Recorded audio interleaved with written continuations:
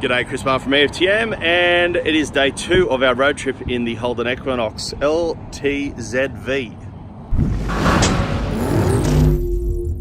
Well, as you can see, I'm standing in front of some classic Canberra architecture. Look at that, from the 60s, courtesy of Lend-Lease, I'm told.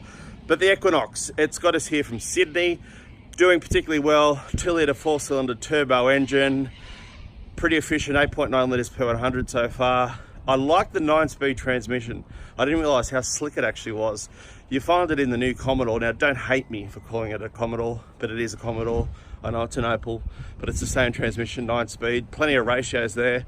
Look, this is a Chevrolet with Holden badges on it. There's no doubt about it. But you've got to remember the local development team here in Australia, Holden, have put significant effort into the local tuning. So it rides like an Australian would expect. It's pretty good on some of our more ordinary roads. In general, it's probably one of the better handling SUVs going around, I think, given I've driven most of them.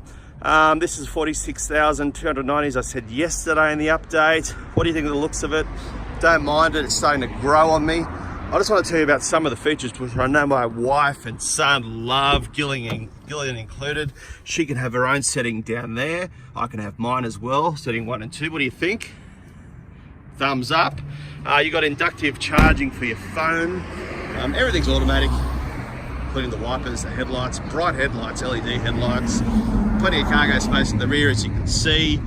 And if you're taking the kids on a road trip, they can enjoy it as well, pretty comfortably. What do you think, Henry?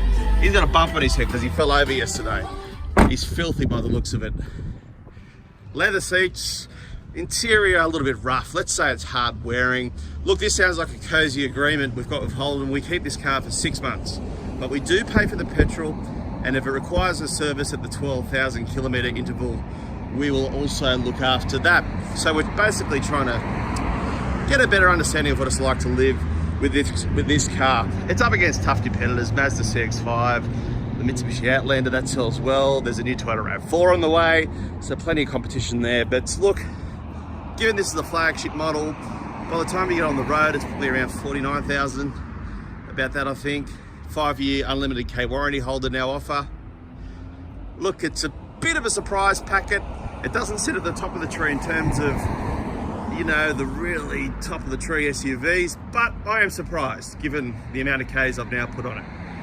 It's the Holden Equinox LTZ-V.